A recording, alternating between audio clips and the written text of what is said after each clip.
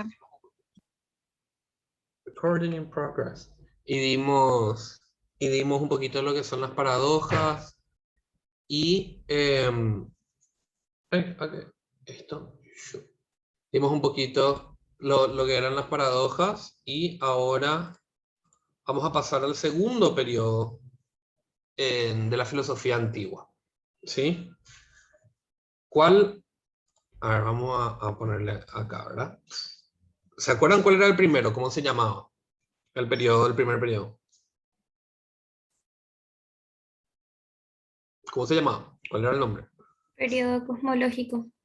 Exactamente. ¿Y el segundo periodo? Antropológico. Exacto. ¿Y cuál es la diferencia? Cosmológico se trataba sobre la naturaleza y antropológico sobre el hombre. Exactamente. El cosmológico tenía más que ver con los fenómenos de la naturaleza y cómo el origen de la realidad como mundo de la naturaleza y de toda su cosmovisión, ¿verdad? El universo. Sin embargo, en el segundo periodo se caracteriza por centrarse más en lo que los pensadores empezaron perdón. Este segundo periodo se caracteriza porque los pensadores empezaron a orientarse más hacia el hombre y sus prácticas, la moral, la ética y muy específicamente también la política. Los pensadores que ahora nosotros vamos a ver son los sofistas. ¿Sí? Este es el periodo antropológico. El hombre como medida de todas las cosas, homo mensura. ¿Qué entienden por esta frase? El hombre como medida de todas las cosas. ¿Alguien? Porque si no voy a rifar a alguien que me responda.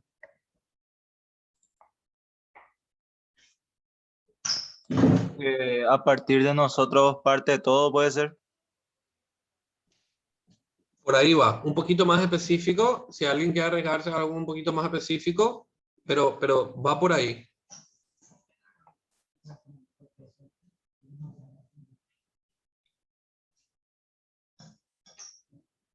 ¿Podría ser algo así como que el hombre ahora es el centro de todo? Más o menos. Si alguien quiere arriesgarse una vez más, y va, después te explico.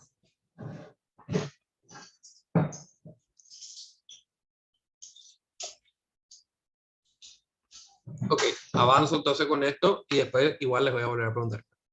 El hombre como medida de todas las cosas. ¿Qué significa el hombre como medida de todas las cosas? Significa que es a partir del hombre, entendido el hombre y la mujer, ¿verdad? A partir del hombre es como el hombre es el que juzga las cosas, entonces el hombre es el que mide las cosas. El hombre como medida de todas las cosas significa que es el criterio de medición es la percepción del hombre. ¿Se entiende? Tipo, es el hombre, o sea, tipo, la realidad no se puede medir, no se puede interpretar por fuera de lo que entiende el hombre. ¿Se entiende eso? El hombre como medida de todas las cosas es todo necesariamente para poder ser explicado, pasa por la percepción del ser humano. Y a eso se le llama homo mensura. Homo mensura es la línea principal de la corriente que nosotros ahora vamos a dar, que son los sofistas. ¿Sí? O sea que todo necesariamente está siendo analizado y medido por el hombre. ¿Sí? Esta frase, primero que nada, ¿se entiende esto? Sí, profe. Claro, ok, genial. Cualquier dudita saben que me hablan. En la homomensura. Este concepto de la homomensura fue un concepto elaborado por la corriente que nosotros vamos a ver, que vamos a ver ahora, que es la corriente de los sofistas. ¿Sí? El principal sofista, el más conocido, el mayor referente de los sofistas, se llama Protágoras de Abdera. ¿Sí? Esta frase, el hombre como medida de todas las cosas, es de Protágoras de Abdera. ¿Sí? Les digo esto y hago mucho hincapié porque Protágoras de Abdera es uno de los referentes que vamos a ver dentro del sofismo, ¿sí? Para que más o menos manejen, porque ya he visto exámenes de ingreso en donde preguntan quién dijo la frase "el hombre como medida de todas las cosas", o quién es el autor del concepto de homomensura. Ustedes tienen que decir Protágoras Abdera, ¿sí? Entonces, pasemos a la siguiente, los sofistas. Los sofistas tienen 5 elementos particulares que que caracterizan su corriente, ¿sí? Una de las cosas que nosotros tenemos que entender precisamente es cómo el contexto más o menos en el que se desarrolla la corriente de los sofistas. Estábamos hablando que previo a esto estaban la escuela jónica, la escuela de Elea, y que después se empezaron a formar las grandes ciudades con las grandes urbes y con la cantidad de gente que se fue acumulando en torno a eso, ¿sí? Entonces le tenemos a los sofistas, que son un fenómeno particular de aquella época. ¿Por qué? Porque, no sé si se acuerdan no sé si sabían que la democracia tiene sus raíces en la forma de organización de la Grecia antigua. Entonces, ¿de qué exactamente toma la democracia? Toma de esos procesos en los cuales las ciudades, ya mucho más pobladas, empiezan a concentrarse en diferentes urbes, y como Atenas, por ejemplo, es una. Y lo que pasaba es que para tomar las decisiones se hacían reuniones colosales con mucha gente y se discutían sobre los principales problemas de la ciudad, y se tomaban decisiones políticas en torno a eso. Obviamente esto excluía a las mujeres, excluía a los esclavos, excluía a una cantidad de personas en ese momento, ¿verdad? Pero básicamente la democracia toma sus raíces de esos grandes encuentros en donde la gente se juntaba a discutir sobre los problemas políticos, y un ciudadano, un voto. Y se votaban, y se discutían, y se peleaban, y no sé qué cosa. ¿Qué pasa? Que como esto se fue afianzando hasta tal punto que en los estados, bueno, en ese momento todavía la concepción de estado era otra, pero en ese momento los gobiernos más que nada tomaban muchísimo de estas decisiones para llevar adelante un plan de gobierno, un plan de proyecto, un plan político, etcétera, etcétera. Entonces, ¿qué pasa? Que como se juntaban para discutir estos problemas centrales para la ciudad y se votaba, entonces una de las principales herramientas políticas para los ciudadanos era la retórica. ¿Qué es lo que se entiende por retórica? La retórica es la capacidad de argumentación y de discurso que tiene una persona, ¿sí? Una persona que tiene mucha capacidad retórica es una persona que tiene muchos recursos de comunicación, que sabe decir las cosas, que sabe hablar, en la inflexión vocal, los argumentos, etcétera, etcétera, etcétera, ¿sí? Entonces, ¿por qué les comento esto? Porque como se tomaban las decisiones políticas en torno a en ese fenómeno que era donde se juntaba diferentes personas, la ciudadanía, para votar y para tomar decisiones y discutir. Entonces, tener poder en esta época era en gran medida tener la capacidad de convencerle a los demás de que tu idea era la que se tenía que aplicar. ¿Sí? Entonces, los sofistas, en gran medida, fueron una corriente de pensadores que se concentraron mucho en elaborar y articular la capacidad retórica. Y esta corriente obtiene un carácter peyorativo, o sea, era como que un insulto decirle a alguien sofista. ¿Por qué? Porque los sofistas eran aquellos profesores que vendían al mejor postor sus clases para poder enseñarle a las demás personas cómo argumentar. Era básicamente una especie de manipulación. O sea, básicamente, no necesariamente, no en el 100% de los casos, pero en muchos casos, los sofistas enseñaban cómo manipular, cómo argumentar sólidamente, cómo convencerle a la gente de que tus propuestas políticas eran las mejores. Entonces, ¿quiénes dicen ustedes que contrataban los servicios de los sofistas? Políticos. Exactamente. Los políticos, la gente que tenía muchos recursos, la gente que era... No quiero más usar palabras que no se ajusten mucho al contexto histórico. Por eso no puedo decir terratenientes. Pero básicamente sí, quienes eran dueños o señores de terrenos grandes, etcétera, etcétera, que le pagaban a los sofistas para que los sofistas le enseñen todo el arte de la retórica para poder formarse y poder llevar a estas asambleas, a estas asambleas populares, y poder convencerle a la gente de que sus propuestas eran las mejores, para poder disponer de esa legitimidad a la hora de votar y etcétera, ¿verdad? ¿Queda claro hasta ahí exactamente cuál era la función más o menos de los sofistas? Sí, profe. Ok, entonces, vamos a leer un poquitito y hablamos.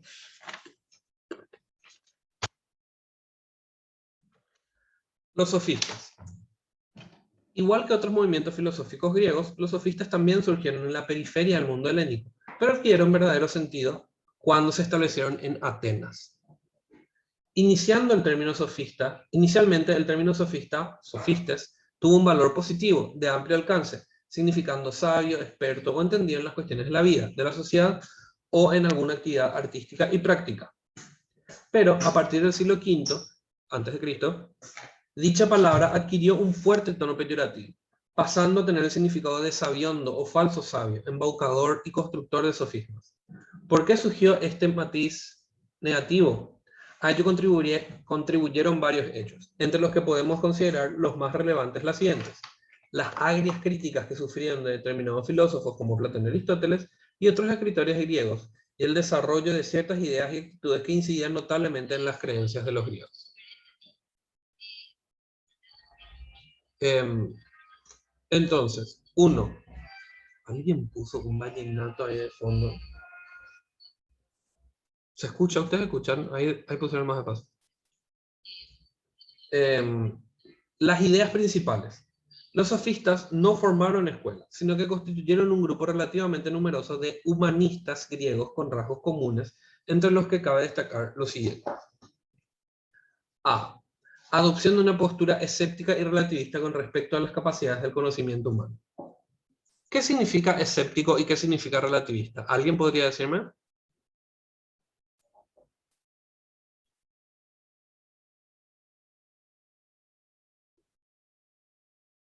Escéptico, empecemos por escéptico. ¿Quién sabe lo que significa escéptico?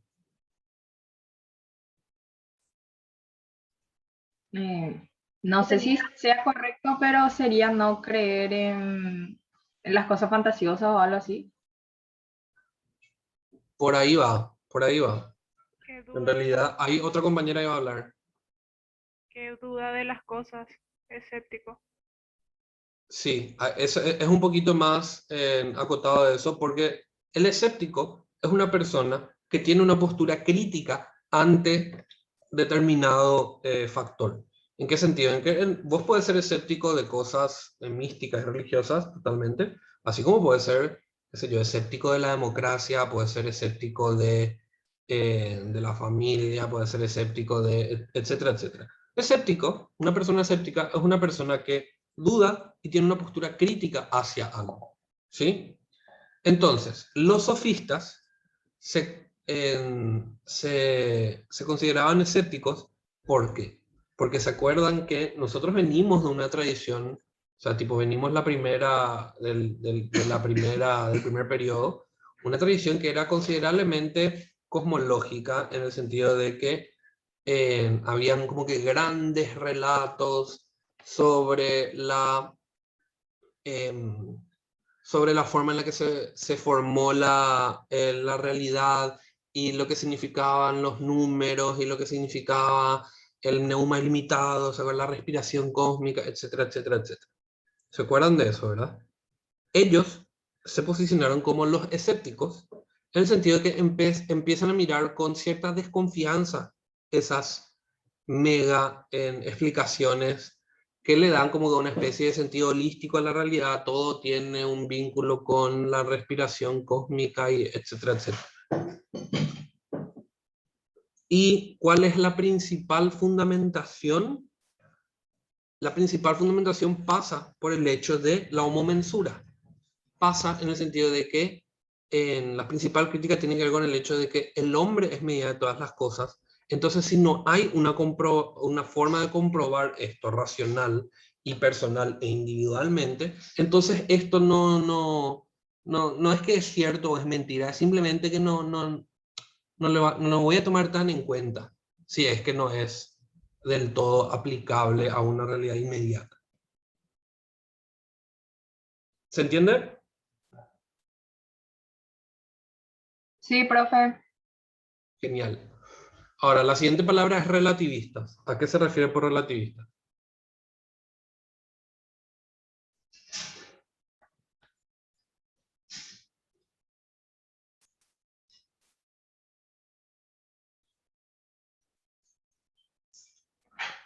¿Alguien que quiera animarse? ¿Qué entiende por relativista?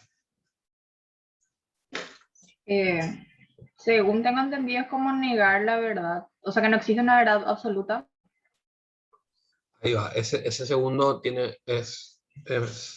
la segunda parte tiene sentido. ¿A qué se refieren entonces por relativista? Por ejemplo, nosotros hoy podemos interpretar que comer carne humana es algo malo, ¿verdad? Comer carne humana es algo malo. Eso es algo que más o menos nosotros podemos estar relativamente de acuerdo todos, ¿verdad? Sin embargo, no sé si se enteraron, si conocían ese caso de ese grupo de rugby que en un avión se iban a jugar un campeonato y el avión cae en las montañas. Cae en las montañas, en unas montañas bastante congeladas, y se quedan atrapados ahí y tardan algo así, tipo, no sé, 1 o 2 meses, algo así, en llegar los socorristas hasta ahí, y descubren que para sobrevivir, estos rugbyistas tuvieron que comer el cuerpo de los muertos en el accidente del accidente del avión. ¿Sí? ¿Por qué les doy este ejemplo?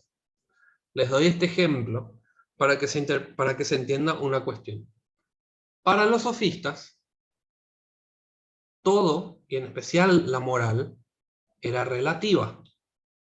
En el sentido de que en algunos casos algo está bien y en otros casos ese mismo algo está mal. Y viceversa, en algunos casos algo está mal y en otros casos algo está bien. Ese algo está bien. ¿A qué voy? A que la moral para esta línea era relativa. No existe un bien absoluto y no existe un mal absoluto,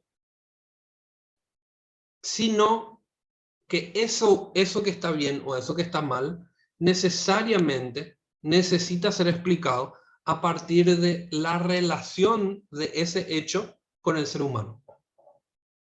¿Se entiende?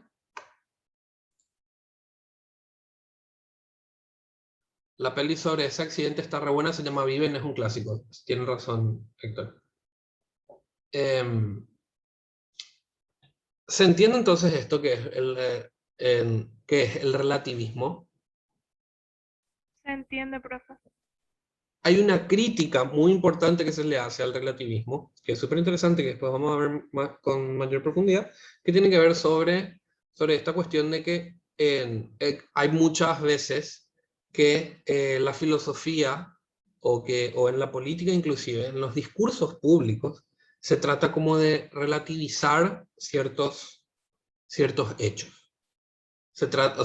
¿Y a qué se refiere por relativizar? Es como que se trata de poner en disputa si algo está o no está bien o está mal. Por ejemplo, una persona que defiende el holocausto nazi, para poner un ejemplo nomás, va a decir, bueno, pero en realidad no fueron tantos, y en realidad eran luego los que se les llevaba solamente a los que eran ladrones, etcétera, etcétera. Ponerle. Estoy poniendo como un ejemplo nomás. Entonces esa persona lo que está haciendo es relativizando, en el sentido de que no está, está corriendo de su categoría de mal absoluto al holocausto y está relativizando, está diciendo, bueno, hay que entender el contexto, cómo surgió, en realidad no fueron tantos, están mintiendo los medios, etcétera, etcétera. ¿Sí? ¿Se entiende esto? ¿Por qué puede llegar a ser un conflicto? Sí, profe. Ya. Me encanta como Pau es así tipo la encargada de decirme sí, profe.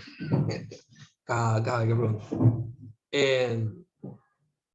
La segunda característica, preocupación por asuntos humanos.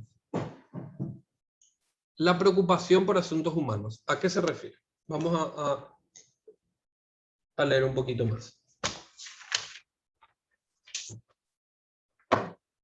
La afirmación que el ser es la medida de todas las cosas, la afirmación que el hombre es la medida de todas las cosas, supone situar a todos los seres humanos, a cada ser humano, como centro o referencia de todas las cuestiones filosóficas. Desde esta posición, los sofistas se desentendieron casi por completo de los temas cosmológicos y teológicos, que era eso de lo que les había dicho, de que empiezan a desconfiar de las cuestiones que tienen que ver más con explicaciones místicas, etcétera, etcétera. Y se inclinaron hacia los asuntos prácticos, esto es, hacia las cuestiones morales y políticas, las costumbres y las creencias, la justicia y el Estado, las instituciones y las clases sociales. En ese sentido, se llevó una tarea desmitificadora y, de acuerdo con su postura escéptica y relativista, se puso en duda la existencia de los dioses y se inclinaron hacia un abierto agnosticismo. O sea, que gran parte de esta corriente empiezan a desconfiar de las prácticas doctrinales en torno a la figura de los diferentes dioses que se manifestaban en esta época y empiezan a ser más agnósticos en el sentido de que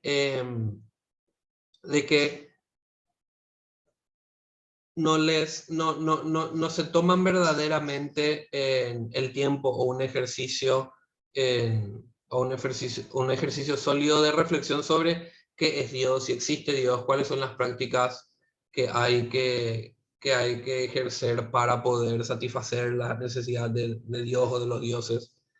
Entonces se corren de ese eje. Dicen, esto no es práctico. No me genera una demostración inmediata. Entonces, no voy a perder el tiempo con esto. Esa era la línea. ¿Sí?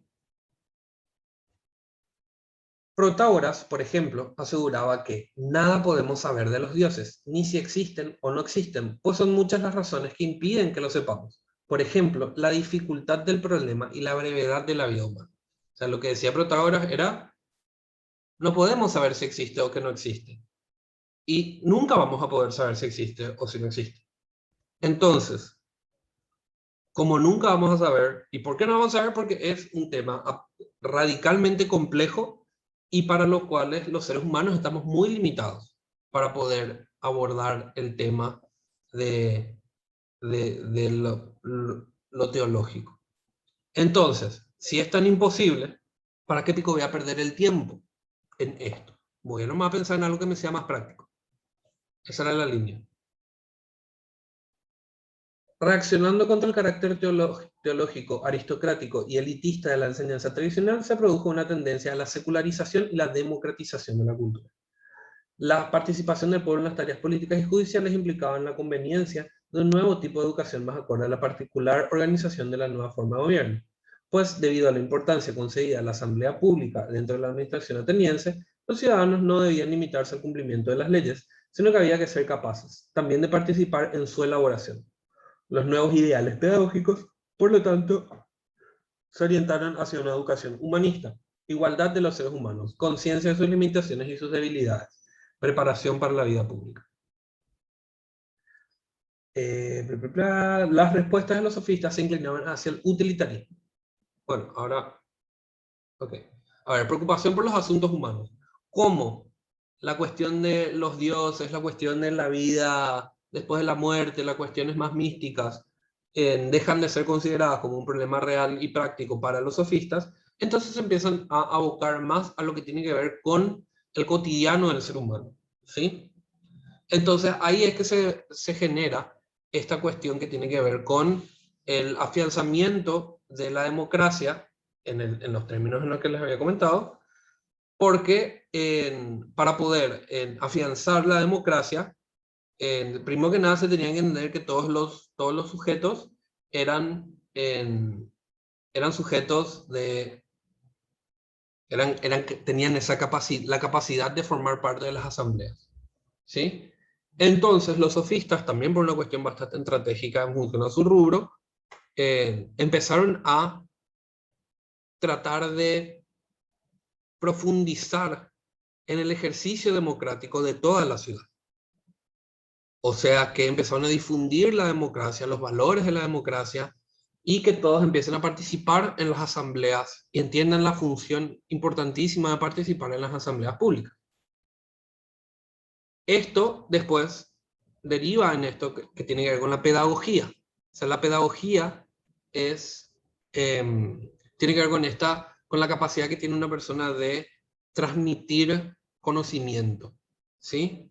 Entonces, si es que vos necesitabas formar parte de una asamblea pública para tratar de impulsar alguna ley, vos necesitabas conocer los diferentes elementos que componen esa propuesta de ley, por qué es útil, por qué no, si te conviene, etcétera, etcétera, etcétera.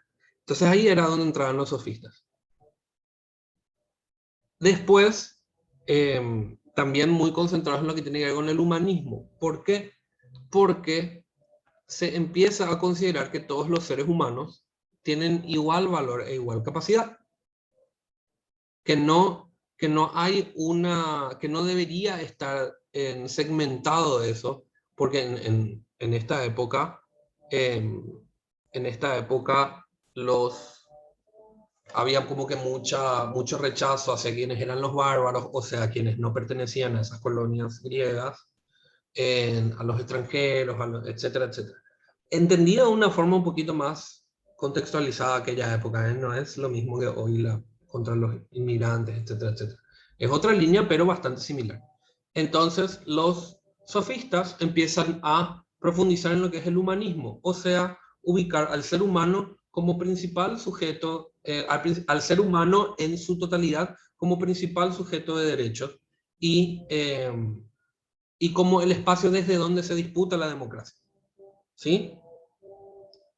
Y después, pasando el humanismo, tenemos el utilitarismo. Leo esto y continuamos andando. El utilitarismo: hacer ver qué objetos, qué instituciones, qué costumbres y qué comportamientos resultan más útiles, y de este modo la función del sabio, del orador, del político, habría de consistir en hacer parecer como justos los objetos, las instituciones, etc., cuando resulten beneficiosos, útiles para la ciudad. Pero, ¿qué objetos e instituciones resultan útiles para la ciudad? Útiles a la ciudad son aquellos objetos, instituciones, comportamientos, etc., que el conjunto o la mayoría de los ciudadanos juzgan conveniente para ellos. O sea, ¿a qué se refiere? A que se empieza, o sea, dentro del discurso, dentro de las enseñanzas, dentro de todo lo que promocionaban los sofistas, la línea principal era el utilitarismo.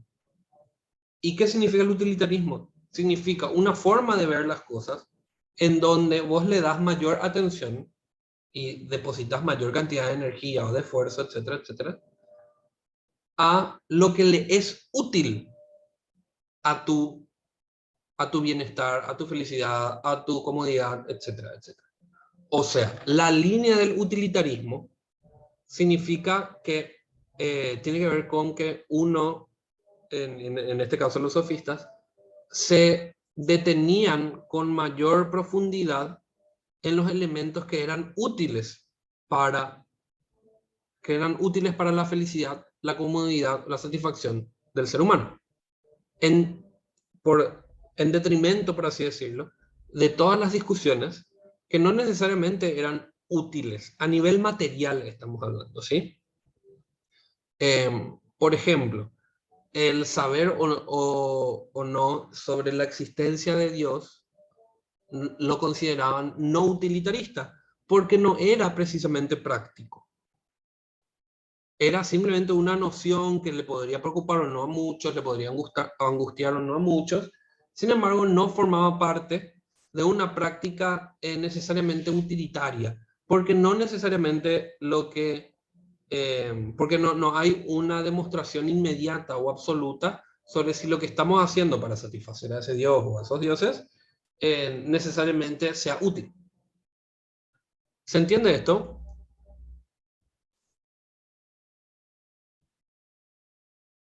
Sí, profe. Genial. Pasamos al tercer punto entonces, valoración de la retórica.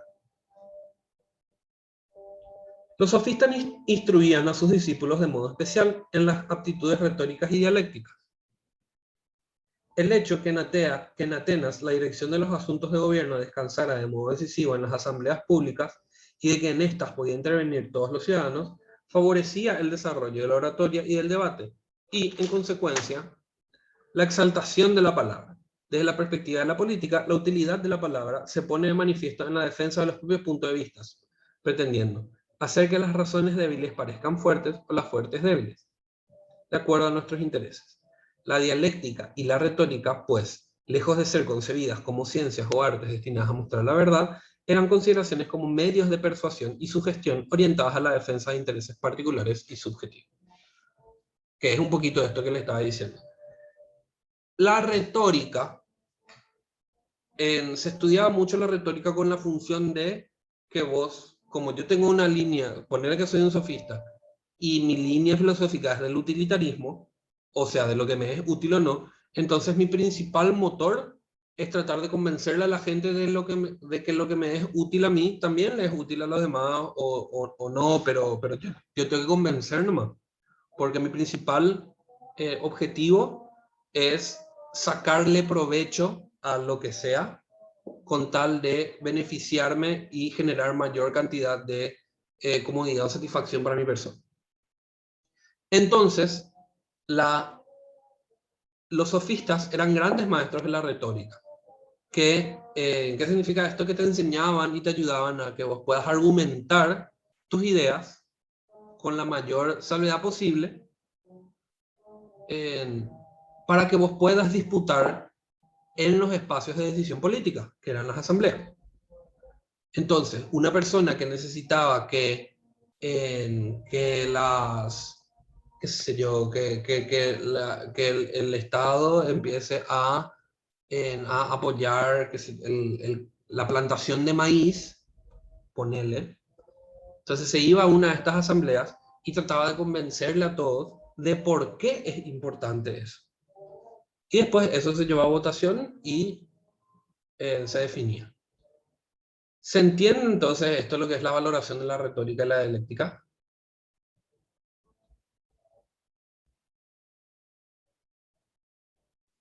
Sí se entiende, profe. Buenísimo. ¿Hay alguna pregunta hasta el momento?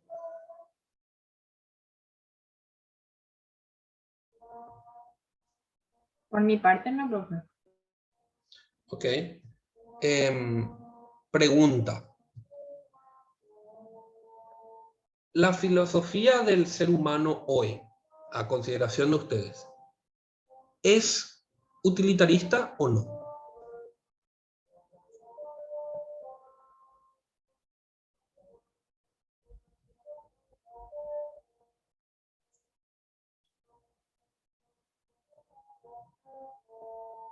¿Qué opinas vos, Matías Marecos?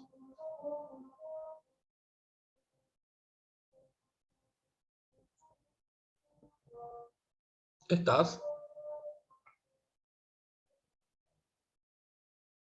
Ok, Alexi Fernández.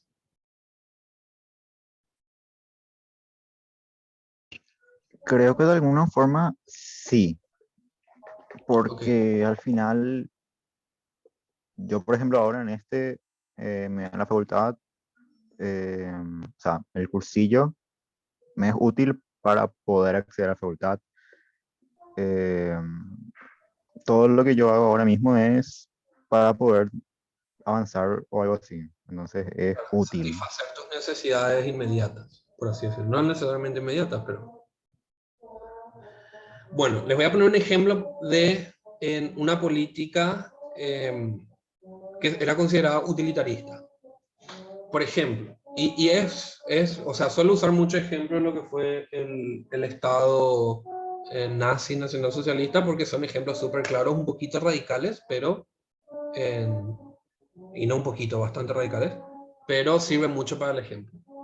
Por ejemplo, el Estado nazi tenía una línea filosófica utilitarista, en el sentido de que a nosotros, los nazis, y a nuestro Estado nazi, no les sirve no les sirven las personas con discapacidad, porque no pueden trabajar, porque gastan, se invierten muchos recursos en ellos, etcétera, etcétera. Entonces, ya que soy utilitarista, me sería más útil mandarlos a un campo de concentración o directamente matarlos. Esa es una línea utilitarista, por ejemplo.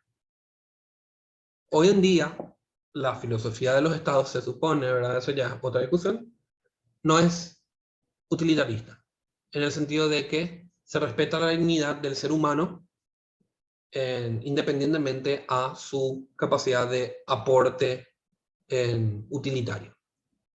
¿Sí? Les estoy dando más como un ejemplo para que quede bastante más claro eso. En fin, como les había dicho, íbamos a tener una pausita cada cierto tiempo para ir al baño, tomar algo, prepararse un café, etc. Entonces, hacemos una pausita ahora de 5 minutos donde pueden responder su WhatsApp, hacer lo que necesiten hacer y después volvemos con la segunda parte de los sofistas. ¿Les parece? Bueno, profe. Dale.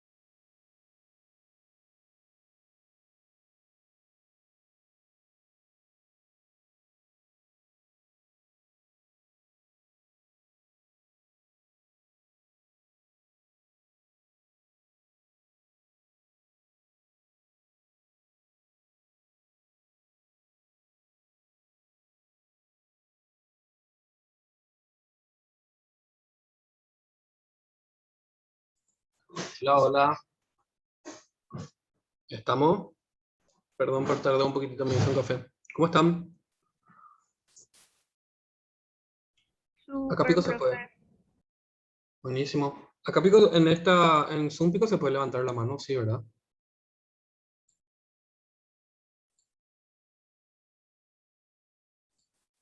Ahí está, sí se puede. Ahí, Pau, justo. Gracias. Como para que, nada, me levanten nomás la mano si de repente quieren, y también así, tipo, si les hago una pregunta o bla, bla, bla. O sea, igual pueden interrumpirme en cualquier momento, pero ahora, por ejemplo, si les pregunto si están, me levanten la manito para saber si nos estamos escuchando. Arranco nomás entonces para la segunda parte. ¿Les parece? Sí, profe. Genial. Ahí está. A ver. Se ve la pantalla, ¿verdad? Se Sí, ve, sí. profe. Buenísimo. Entonces empezamos con la segunda parte de los sofistas, ¿sí? Los sofistas son una parte bastante importante de la filosofía, por eso también se le dedica como un tiempo importante. Son los varios pensadores, no son solamente uno. Y definitivamente redirigieron todo lo que tiene que ver con, o sea, redirigieron el saber filosófico. Porque si se acuerdan, antes le teníamos a aquellos filósofos que se concentraban mucho en lo que tiene que ver con la naturaleza, con las leyes físicas, etcétera, etcétera. Y ahora se empieza a discutir más lo que tiene que ver con la política, con la moral y con la ética, ¿sí? Porque al fin y al cabo el utilitarismo es una postura ética frente a la vida, ¿ok? Entonces, el cuarto punto, physis versus nomos, ¿ok? Vamos a leer un poquito eso y pasamos a explicar. Contraposición entre lo natural, physis, y lo convencional, nomos. La postura escéptica y relativista de los sofistas se refleja también en sus críticas a las instituciones, la polis, el derecho, la justicia, etc. En la tradición griega se consideraba como natural, physis, aquello que poseía en sí mismo la razón de su propia existencia, lo que no había sido creado por la voluntad humana. Las entidades que existían por sí mismas de una manera lógica y de acuerdo con determinados principios naturales, y en este sentido, la polis, el derecho, la justicia y cualquier institución, al igual que la razón y la lógica, eran y surgían por la naturaleza, por physis. Los sofistas, en cambio, sostenían que todas las instituciones y normas morales, jurídicas y políticas son frutos de acuerdos y convenciones humanas, nomos.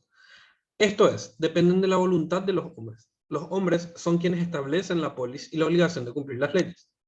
De este modo, defendían que una cosa es la naturaleza, physis, y otra distinta, las instituciones, las leyes y los valores. En el desarrollo de estas ideas se dieron dos corrientes de signo contrapuesto. Ahora, después vamos a entrar en las dos corrientes. Primero que nada, natural versus humano. Lo físico, la naturaleza, contra lo convencional. ¿A qué se refiere? Se refiere a que nosotros de primera mano, por mucho tiempo se consideró que las instituciones, por las instituciones me estoy refiriendo bueno, en este caso las asambleas populares, el gobierno, etcétera, etcétera, etcétera, eran el resultado de un proceso natural. O sea que necesariamente esa era la forma natural de organización, ¿sí? Que había como que una cuestión que tiene que ver que tiene que ver con cumplir el mandato de la naturaleza, ¿sí? Que hay un mandato, supuestamente hay un mandato súper claro de que esto era lo que había que hacer, entonces eso se hacía, no se discutía mucho, ¿sí? Entonces, por otro lado, y acá tenían más que ver los sofistas, empezaron a impulsar una consideración sobre lo convencional, o sea, que en vez de asumir que las instituciones o los diferentes acuerdos sociales, etcétera, etcétera, eran propuestas devenidas de la naturaleza, o sea, que salieron de la naturaleza, en realidad son convenciones sociales. O sea que en realidad tienen que ver con un acuerdo al que llegamos como sociedad para decir, bueno, qué sé yo, una ley que impide que te cases con tu mamá, ponele. Estoy poniendo un ejemplo así medio radical. Pero bueno, una ley que impide que te cases con tu mamá. Para la línea que replicaba más de que más de lo que de la línea naturalista, o sea, de que eso es una respuesta, o sea, tipo, es una ley que viene del mandato de la naturaleza, que la naturaleza es la que nos da a entender que eso tiene que ser ilegal. En realidad, los sofistas empiezan a discutir ese hecho y en realidad dicen, en realidad es una convención. O sea, nosotros es como que nos pusimos de acuerdo, directa o indirectamente, de que eso tiene que ser ilegal. Un ejemplo también para situarnos un poquito más en el contexto actual, tiene que ver con el consumo de drogas. Se considera que el consumo de drogas es algo negativo per se. ¿Por qué? Porque nosotros de cierta manera naturalizamos esa prohibición. Naturalizamos en el sentido de que consideramos que así lo tiene que ser, más o menos. En realidad, es en gran medida, y en este caso en específico, ¿verdad? Es en gran medida una convención social. En el sentido de por qué alguien no puede consumir drogas si es que quiere. Si es que no le va a influir negativamente a los otros. Por supuesto que es una discusión mucho más amplia. Y definitivamente ahora no vamos a discutir sobre el consumo de drogas. Pero para que se vaya nomás entendiendo, por ejemplo, nosotros tenemos súper naturalizado el consumo del alcohol, sin embargo no el consumo de la marihuana, por ejemplo. Para dar un ejemplo. Una cosa se ve como mala y la otra no. Cuando son las dos sustancias psicoactivas que intervienen en el normal desempeño de nuestras capacidades cognitivas, y etcétera, etcétera, etcétera. Entonces, ahí es donde se encuentra bastante la discusión en torno a lo que es natural y en torno a lo que es lo convencional. ¿Por qué lo convencional? Porque es lo que convenimos entre todas las personas. Entre un acuerdo que puede ser o no tácito, que puede ser o no explícito, que puede ser o no directo o indirecto. ¿Queda claro esto?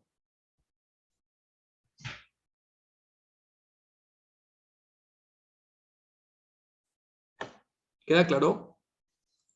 Si queda claro, levanten la manita. Genial. Cualquier consulta, saben lo que me interrumpen y ya está. Bueno, entonces, después de esto, tenemos las corrientes. ¿Qué pasa? Que como son varios los sofistas, se separan en diferentes corrientes, ¿sí? Que una es la corriente naturalista, cuyos referentes son Hipías y Antifonte, y la otra corriente es la de los políticos, cuyos referentes son Callicles, Trasímaco y Critías, ¿sí? Ahora les voy a explicar un poquito la diferencia entre la corriente naturalista y la corriente política. La primera corriente se destacan Hipías de Elis y Antifón, entre otros, y propugnaban que la naturaleza era un principio de igualdad y fraternidad humana. Mientras que, por el contrario, las convenciones son la fuente de la desigualdad entre los hombres. O sea, ¿qué proponían la corriente naturalista? La corriente naturalista proponía que los hombres somos todos igual por naturaleza. Son las instituciones, que son el resultado de nuestras convenciones, son las que generan los conflictos, la infelicidad y la injusticia. ¿Se entiende esto?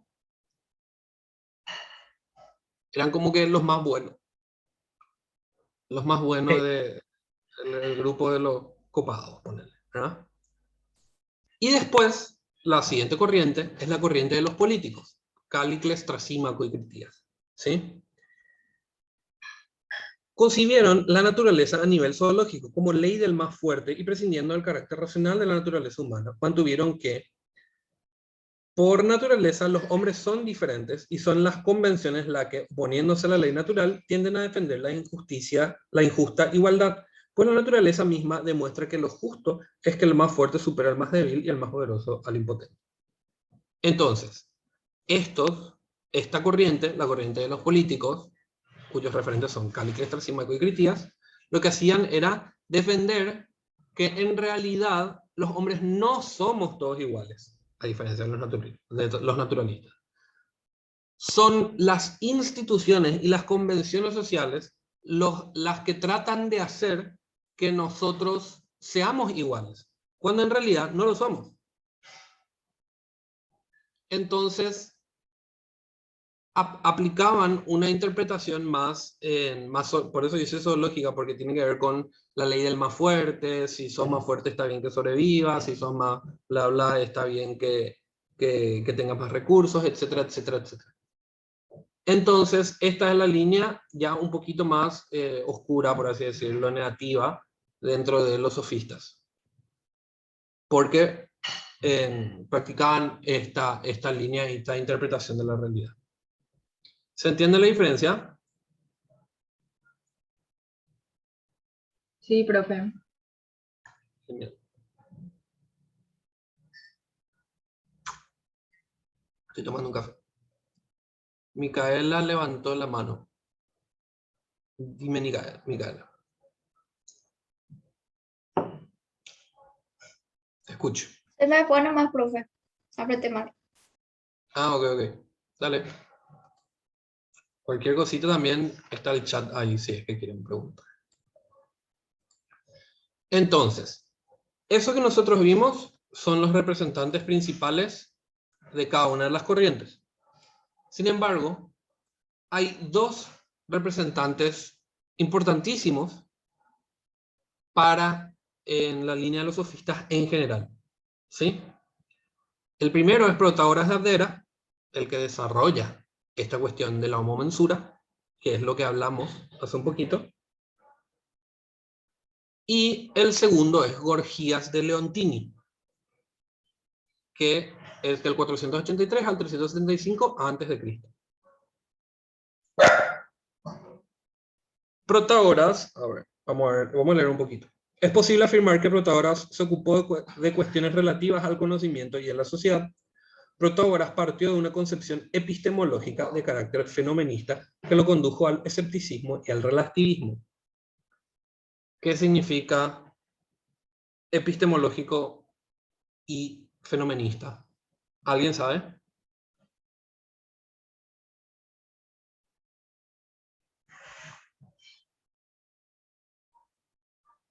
¿Qué significa la epistemología? Sí, te escucho. No sé quién es. ¿Conoce el hombre? ¿Cómo? ¿Cómo conoce el hombre? Sería la epistemología. Exactamente. La epistemología es la rama de la filosofía que estudia la forma en la que el ser humano adquiere conocimiento. ¿Sí? Eso es muy importante y probablemente en todas las clases le voy a preguntar qué significa la epistemología. Porque es así tipo fundamental dentro de la filosofía. La mayoría de los filósofos tienen una concepción epistemológica, tienen una interpretación epistemológica, tienen una propuesta epistemológica. ¿Qué significa? Independientemente al contenido en particular, al conocimiento en particular, se refiere a cómo nosotros adquirimos conocimiento. Y ahí es donde se separan en esas grandes líneas que son la empirista, o sea, a través de la experiencia, y la racionalista, que es a través de la razón, que después se supera con el idealismo. ¿Se entiende lo que es epistemología? Sí se entiende, profe. Buenísimo. Continúo. A la luz de estas posiciones, procuró obtener las consecuencias pertinentes en el plano práctico, esto es, a nivel ético, social y político. Convención y relatividad de los valores, de las organizaciones sociales y de la justicia o derecho. Ok, entonces queda claro quién era Protágoras. Protágoras es probablemente el sofista más importante, ¿sí? Es la figura más referente de la sofística.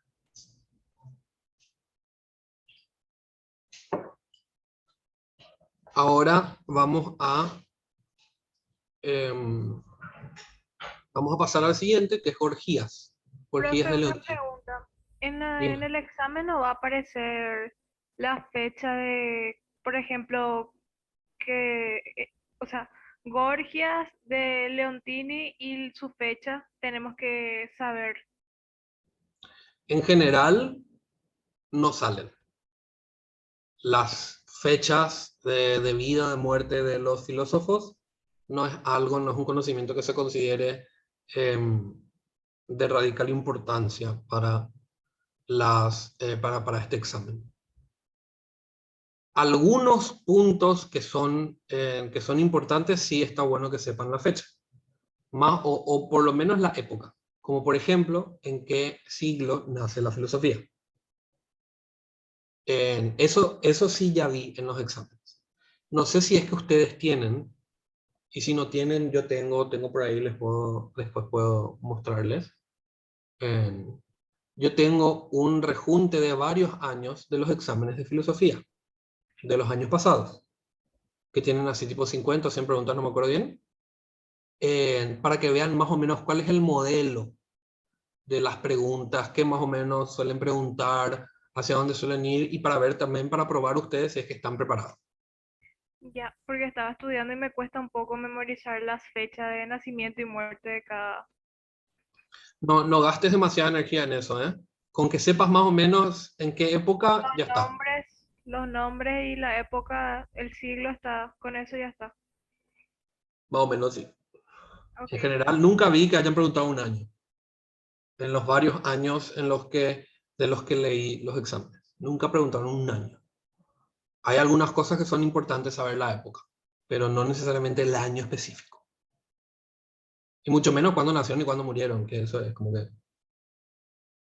no tiene mucha relevancia. En fin, Gorgias es el que lleva adelante la línea y que propone la línea que tiene que ver con el protonihilismo. ¿Qué es el protonihilismo? ¿Qué es el nihilismo? ¿Alguno de ustedes sabe qué es el nihilismo?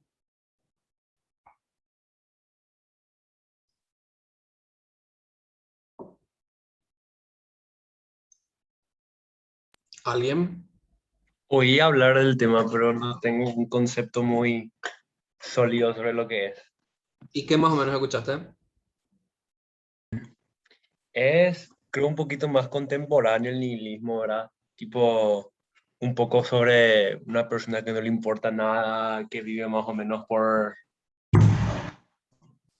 placer, creo que era, no entiendo muy bien. Pero escuché la palabra así que se tire y tengo más o menos una idea en mi cabeza. Sí. O sea, se suele utilizar como un adjetivo calificativo, nihilista, o una persona que no le importa nada, que, que todo le da igual, que tipo esos, por ejemplo, el nihilismo fue una forma de entender la vida que fue bastante impulsada por los movimientos contraculturales, en específico así más del punk rock, no de los hippies tenían otra cuestión, pero más del punk rock, así tipo, nada tiene sentido, entonces no importa que yo me destruya todos los días, en alcohol, o en drogas, o en sexo, etcétera, etcétera, etcétera.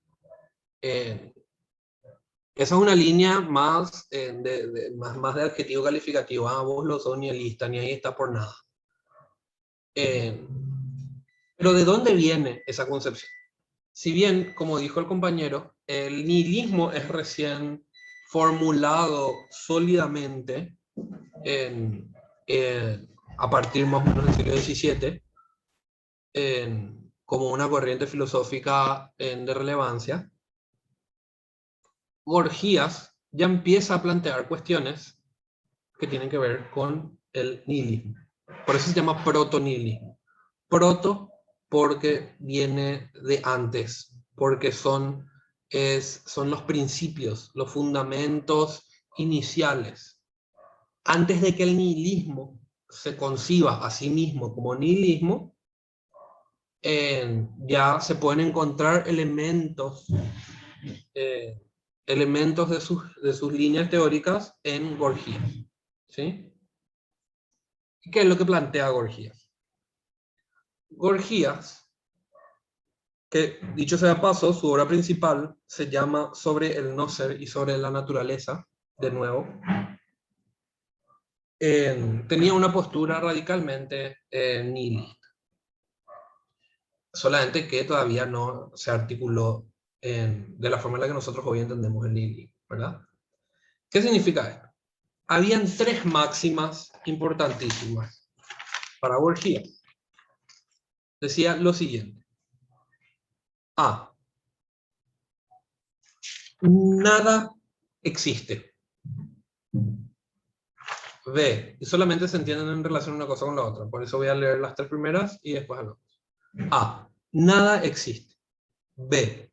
Si algo existiera, sería incognoscible. Y C. Si fuera cognoscible, no lo podríamos comunicar. ¿Sí? ¿Esto qué implica? Uno, nada existe. Yo no tengo la capacidad de demostrar la existencia de la nada. De nada. En realidad, yo, Nicolás, me llamo Nicolás, no puedo demostrar de una manera fehaciente que ustedes existen, que existe mi computadora, que existe el cursillo, que existe nada. No tengo la herramienta para demostrar a través de la razón. No puedo. El segundo punto de lo que dice es, en el hipotético caso de que algo existiese, yo no lo podría acceder a través del conocimiento. O sea, sería incognoscible. No podría conocerlo. No podría llegar a conocerlo a cabalidad, en su totalidad. No podría ser capaz de entender 100% esa existencia. Ese es el punto B. Y el punto C, en el hipotético caso de que algo existiese y lo pudiese conocer, tampoco tendría la capacidad de comunicarlo. O sea, yo podría conocer algo, en el hipotético caso que yo pueda conocer algo, yo no podría comunicarlo, no podría expresarlo de una manera sólida como para que ustedes lo entiendan, o como para que alguien lo entienda. Entonces, ahí Gorgias básicamente se ubica en una postura escéptica frente a la realidad, lo que existe y no existe, frente al conocimiento, nada es cognoscible, y sobre la comunicación, en realidad nada es del todo comunicable. Y es por eso que se le considera como uno de los referentes antiguos del nihilismo, quien cimentó las bases del nihilismo. ¿Se entiende esto? Me súper hace pensar al solipsismo, esa primera parte. Sí, de hecho que el solipsismo tiene así como que mucha relación y vínculo con todo lo que fue el pensamiento de los sofistas, que después en Aristóteles igual le hace una crítica importantísima a la cuestión del solipsismo. Pero vamos a no apurarnos, vamos a llegar ya al solipsismo. Spoiler. Spoiler alert. Entonces, con eso cerramos la cuestión que tiene que ver con los sofistas. ¿Sí? Las 5 características principales de los sofistas. ¿Quedó todo claro? ¿Hay alguna pregunta? De mi parte, no, profe. Ok, No hay pregunta de mi parte tampoco. genial. Entonces, avanzamos. Tenemos media hora nomás y Sócrates va a tomar más que media hora, pero voy a por lo menos empezar ya para la próxima clase poder cerrar rápidamente Sócrates. ¿Sí? Ya que de todas maneras estamos hablando del mismo periodo. ¿Sí? ¿Cómo se llamaba este periodo? A ver. Antropológico. Antropológico. El eje del periodo es el hombre. ¿Sí? Entonces, se dan cuenta cómo los sofistas se alejan de la cuestión cosmológica, de la realidad, que no sé qué cosa, y empiezan a pensar más en cómo se relaciona el hombre con las cosas, la política, la ética, la moral, el utilitarismo, el humanismo, etcétera, etcétera, etcétera. ¿Sí? Pasamos al siguiente filósofo, que es quien da una patada al tablero y da vuelta otra vez. O sea, no es que da vuelta, sino que marca una cicatriz profunda en la filosofía y vuelve a correr los ejes de pensamiento filosófico. ¿Sí?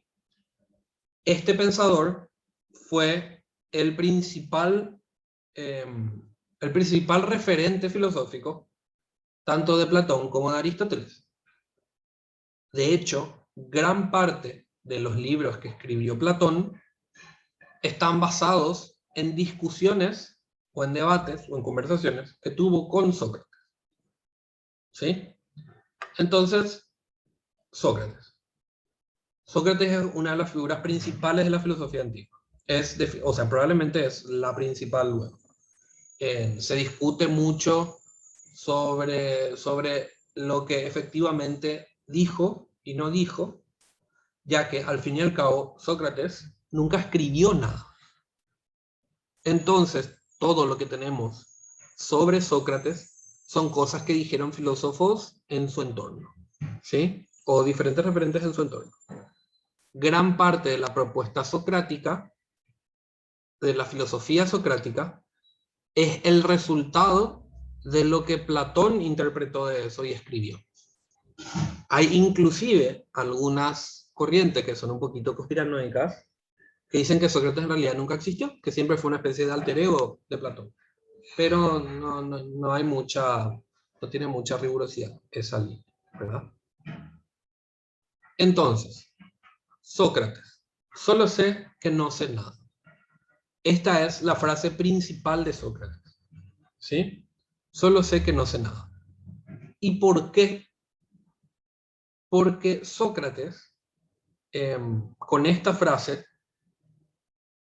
hay mucho de la filosofía socrática que se resume en esta frase. No es simplemente que el tipo carecía de humildad o tenía mucha humildad o lo que sea, sino que la filosofía socrática se basa en el fundamento de que en realidad el ser humano, en líneas generales, no es capaz del todo de conocer su realidad, más que a partir de un proceso profundo, que es lo que después él viene a proponer. ¿Sí? Entonces, estos son los 5 puntos de Sócrates. ¿Sí?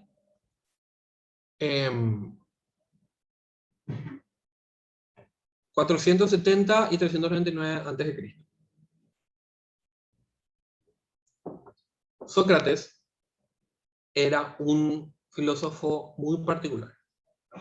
Aparte del hecho de que no escribió nada, una de las particularidades que tenía Sócrates era de que él se iba a las plazas públicas, en los espacios de esparcimiento público, y se sentaba a dialogar con cualquiera que quiera dialogar con él.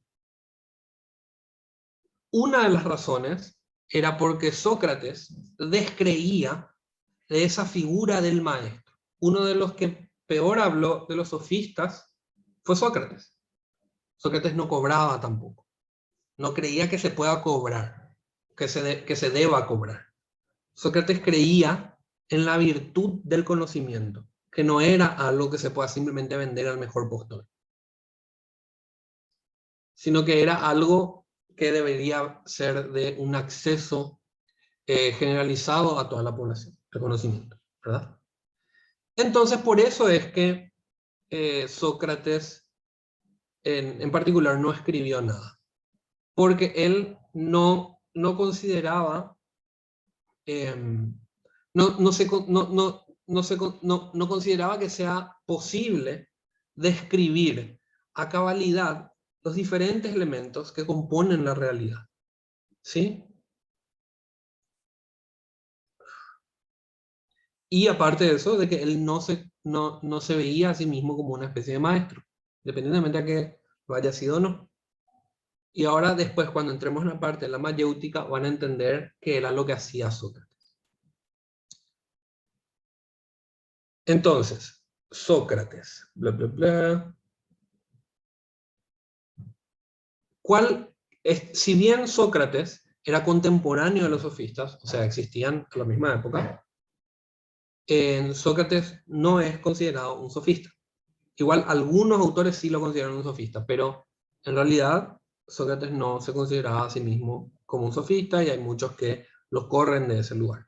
Y aparte que Sócrates era muy crítico a la corriente de los sofistas. ¿Cuál es la principal diferencia con los sofistas? La reacción afectiva, rigor racional.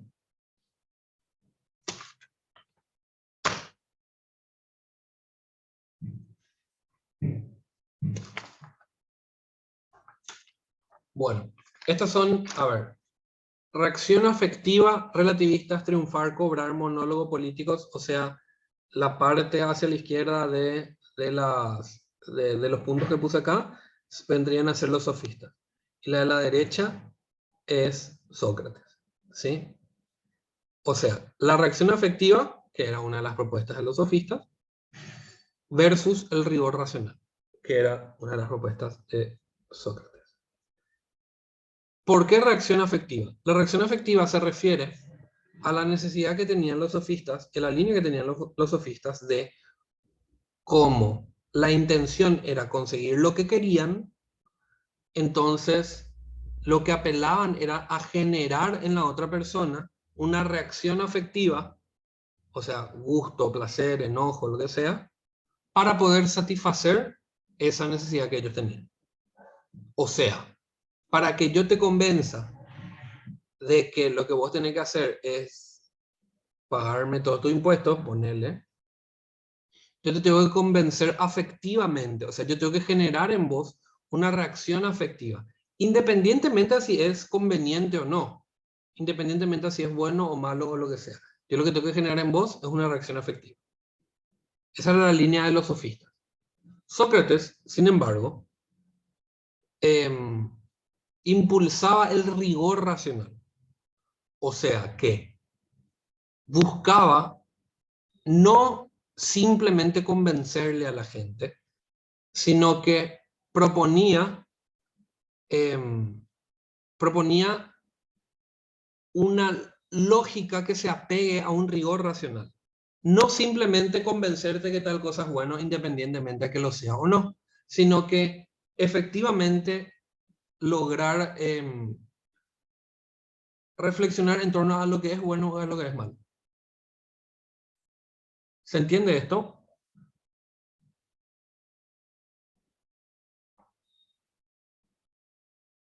Sí. Genial.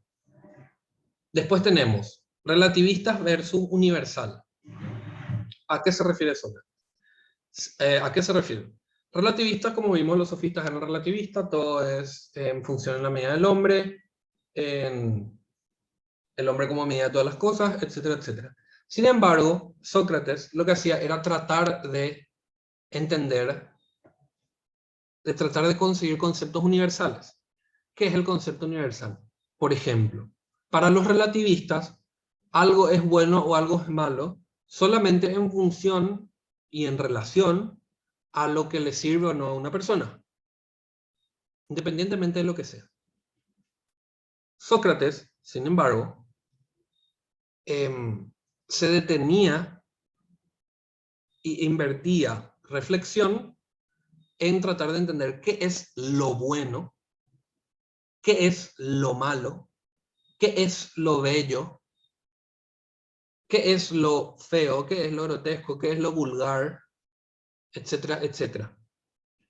O sea, los relativistas te van a decir no existe el bien y el mal, todo es relativo. Sin embargo, Sócrates te va a decir sí existe el bien y el mal. Existe algo que es el bien y algo que es el mal. Y su filosofía pasaba mucho por tratar de identificar justamente estos elementos. ¿Se entiende esto?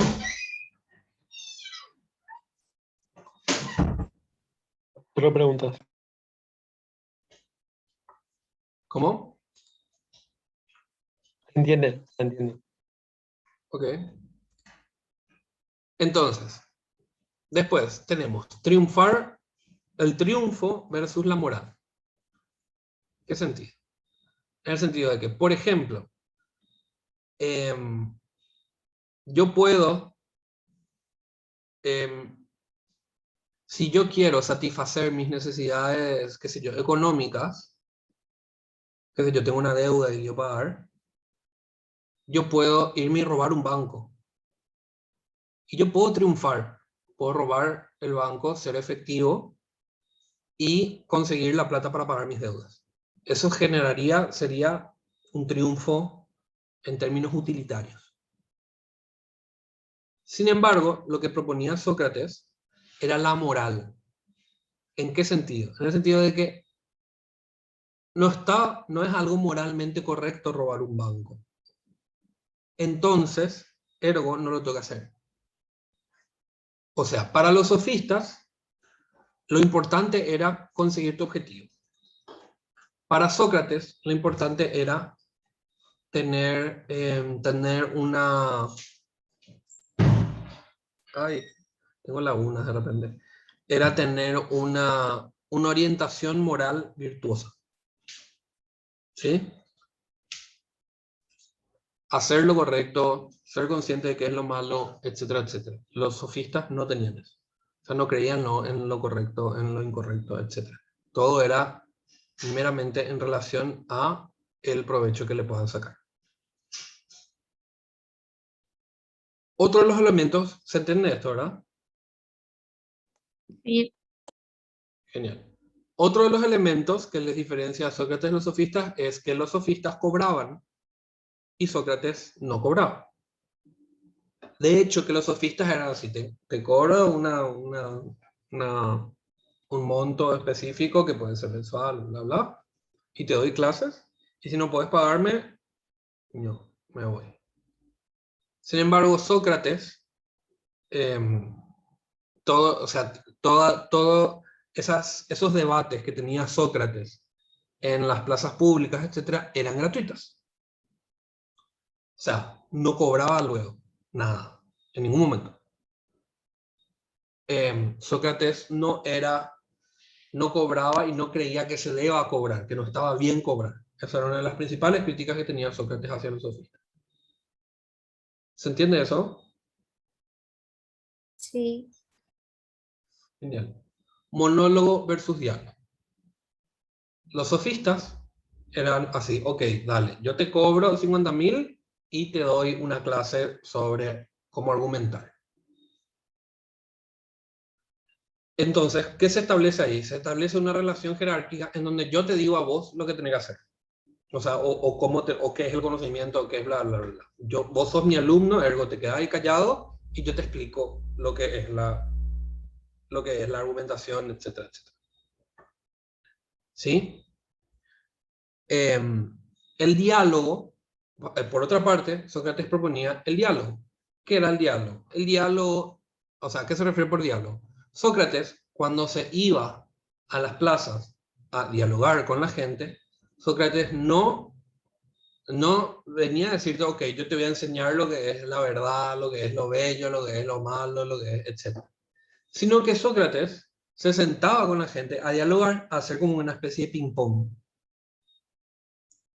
¿Sí?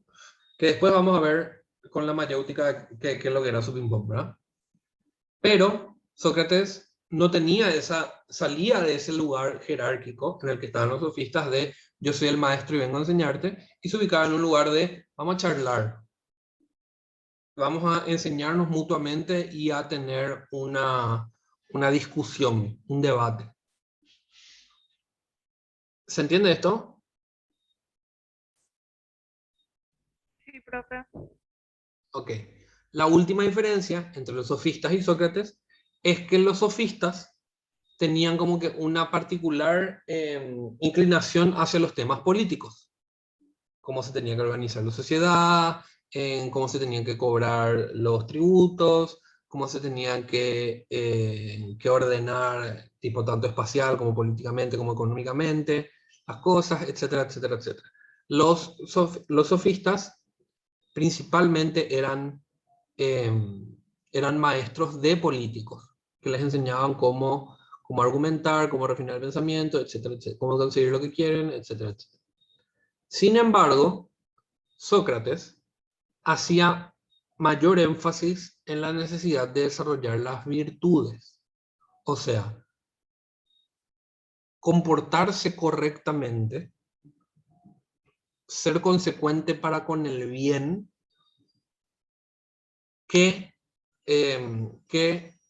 o sea, tipo, hacía énfasis en eso más que mayormente que a lo que tiene que ver con la política. O sea, mientras los sofistas estaban enseñándole a los políticos cómo tenían que administrar su dinero y dónde tenían que invertir y que no sé qué puta, Sócrates lo que hacía era más que nada reflexionar sobre qué es lo bello, qué es lo bueno, qué es la verdad, qué son las esencias, etcétera, etcétera. ¿Se entiende la diferencia?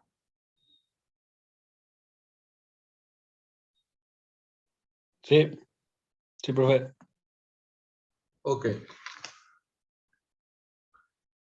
Entonces, cerramos entonces el punto 2. Vamos a avanzar con el punto 3. Creo que capaz llegamos a terminar Sócrates hoy, que sería lo ideal.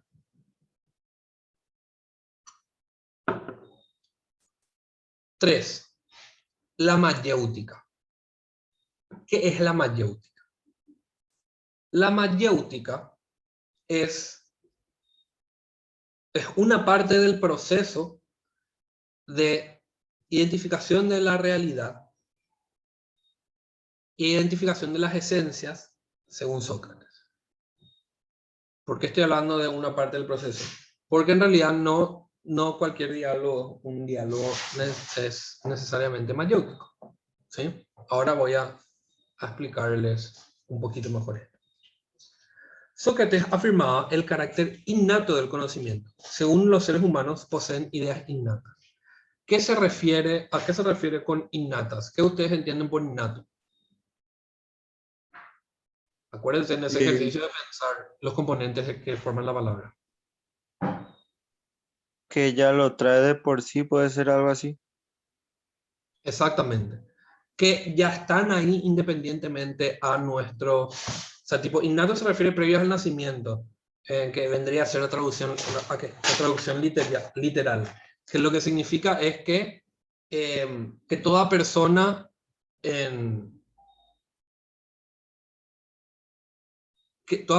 nacida necesariamente ya tiene esto, ¿sí? O sea, que es inherente al ser humano, ¿sí? O sea, las ideas innatas, según Sócrates, eran cuestiones que nosotros ya tenemos incorporadas adentro nuestro y que nuestra función es identificarlas, es tratar de llegar a ellas, ¿sí? O sea, la idea de lo bueno, la idea de lo malo, la idea de lo lindo, la idea de lo bla, bla, bla, bla,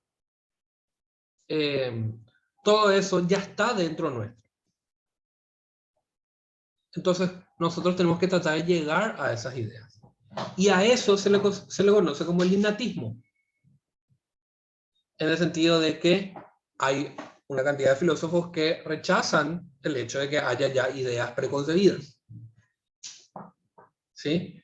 Y esos son críticos al innatismo. El innatismo es el que considera que ya hay conceptos elaborados previos a nuestro nacimiento. ¿Se entiende esto? Sí, Se profe. entiende. Genial. De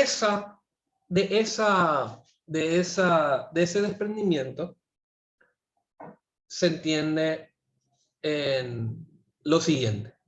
La frase, conócete a ti mismo. Si es que yo ya tengo internamente el concepto de verdad, entonces, ¿dónde tengo que buscar si es que lo que quiero es saber la verdad? Es una pregunta.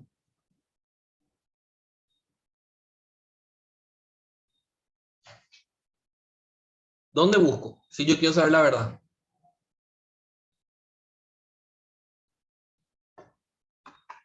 Alguien que se arriesgue, es re fácil la respuesta. En mí mismo. En uno mismo. Exactamente, para adentro. O sea, si yo quiero llegar a la verdad, yo tengo que, y esa es una idea preconcebida, una idea innata, entonces yo de balde voy a buscar la verdad en el árbol, en el mar, en el no sé qué cuerno, de balde voy a buscar para afuera, yo adentro mío es lo que tengo que buscar. Entonces una reflexión intrapersonal es lo que me va a habilitar a llegar hasta las conclusiones más trascendentales.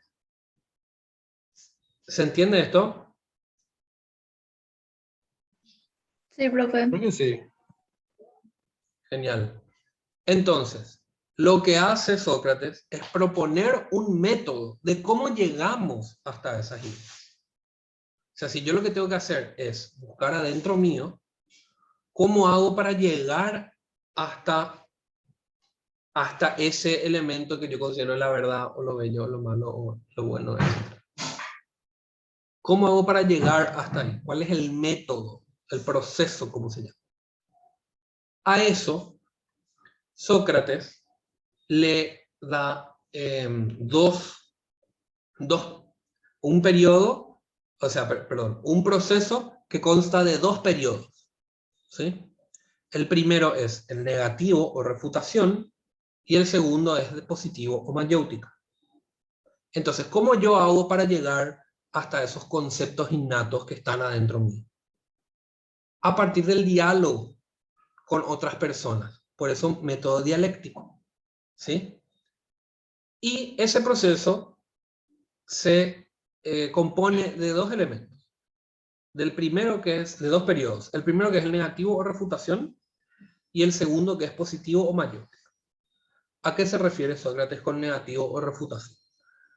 Sócrates se iba a las plazas a hablar con la gente. Y lo que hacía era preguntarle, ¿y cómo estás? Y el otro le ponía, y bien. ¿Y por qué estás bien? Y estoy bien porque gané un puesto de trabajo, qué sé yo. Ah, ¿y qué trabajo? Y qué sé yo, obrero. Ah, ¿y vos querés ser obrero? Y no. Entonces no estás bien. Y no, pero voy a ganar más. Pero vas a saber todo el diálogo, no te gusta. Ah, entonces, sí, pero necesito comer. Y bueno, pero comer es más importante que vivir tu día a día de una manera cómoda. Y no, la verdad que no. ¿A qué voy? Le estoy dando un ejemplo de el proceso, el periodo negativo o refutación. Lo que hacía Sócrates con mucha capacidad era discutirte. Era de esos haters insoportables que se sentaba a tratar de refutar todo lo que vos entendías por felicidad, por la verdad, por lo bello, etcétera, etcétera. Te discutía, te discutía, te discutía. Te refutaba. Entonces, ¿qué era lo que estaba haciendo ahí según Sócrates? Según Sócrates, ese periodo es el periodo en el que el periodo de refutación lo que hace es como que más o menos limpiarte de tus preconceptos, ¿sí? Si se dieron cuenta, yo cuando les di el ejemplo, por ejemplo, le decía al tipo, voy a ser feliz porque voy a ganar más plata, decía el obrero. ¿Y de dónde sale eso? Eso surge del concepto de que es la plata lo que da la felicidad. Estoy dándoles ejemplos medio forzados, pero para que se entienda nomás. Eso surge del concepto de que la plata es la que da la felicidad. Entonces, lo que trataba de hacer Sócrates era limpiarte de prejuicios y de preconceptos. O sea, pero te vas a levantar todos los días a hacer algo que no querés, y sí, y eso pico de la felicidad, así, etcétera, etcétera. Entonces, te limpiaba para que vos cada vez puedas ir más profundo, más profundo, más profundo, más profundo, hasta llegar al punto en el que vos admitías que no sabías nada. En realidad, no lo sé. Pero entonces, qué sé yo, entonces ponerle que discuten tanto hasta que llega al punto en el que el obrero dice, en realidad, no sé qué es la felicidad. En realidad, no, esto no me va a hacer feliz. Cuando llegan a ese punto de limpieza de preconceptos, cuando llegan a ese punto cero en el que la otra persona asume que no sabe nada, es ahí a partir de la cual Sócrates empieza a hacer preguntas y empieza a construir un diálogo más propositivo. ¿En qué sentido? En el que primero, para poder construir lo que de verdad entendemos por felicidad, lo que de verdad es la felicidad, primero tengo que limpiarme de los preconceptos que ya tengo. Sobre que, no, felicidad es tener plata y tener chonga o chongo y tener una familia. Pero en realidad capaz eso no es lo que te hace feliz. Entonces, el primer proceso es que vos asumas que en realidad no sabes. Entonces, cuando llegas como que a ese punto cero, Sócrates empieza a proponer el proceso que es el periodo que se le conoce como positivo o mayéutica. Ese es el proceso mayéutico. La mayéutica es el segundo periodo del método dialectivo socrático. ¿Sí? En este periodo, Sócrates lo que hace es tratar de construir.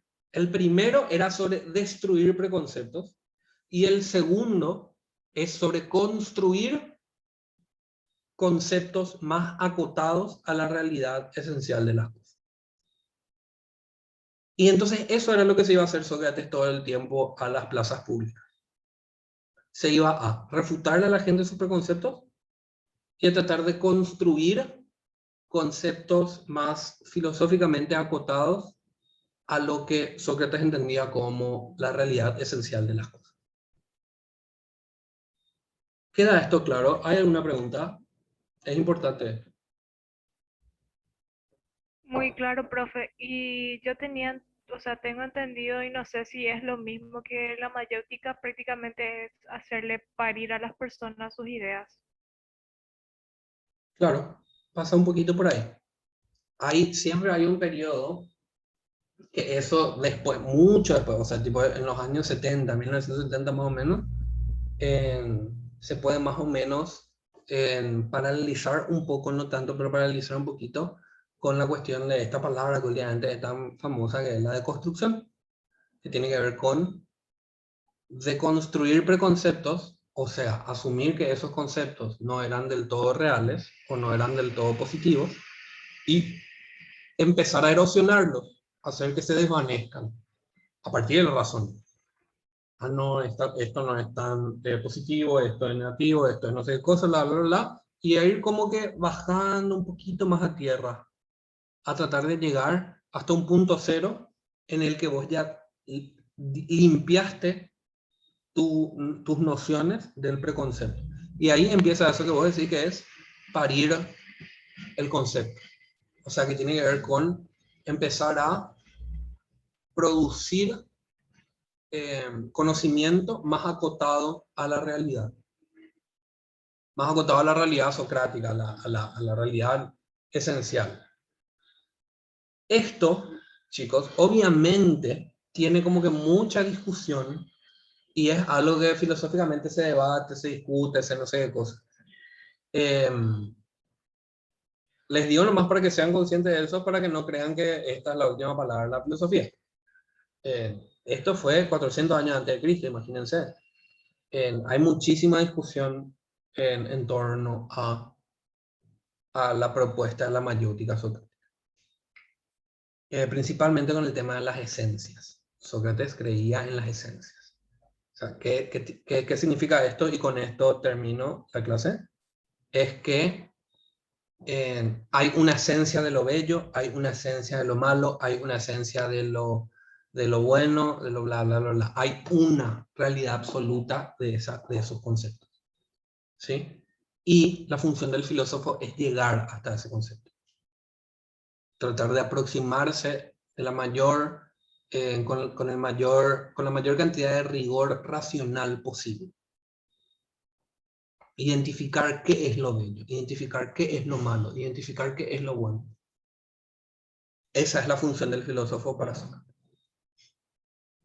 Entonces, quedamos así para la siguiente clase y terminamos con el conocimiento universal y el intelectualismo moral, que son dos cositas bastante cortitas, pero no les quiero robar su tiempo.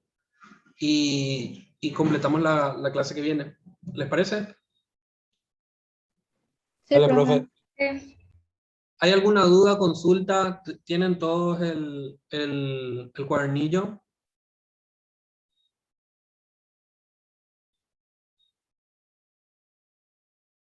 Profe, en representantes de los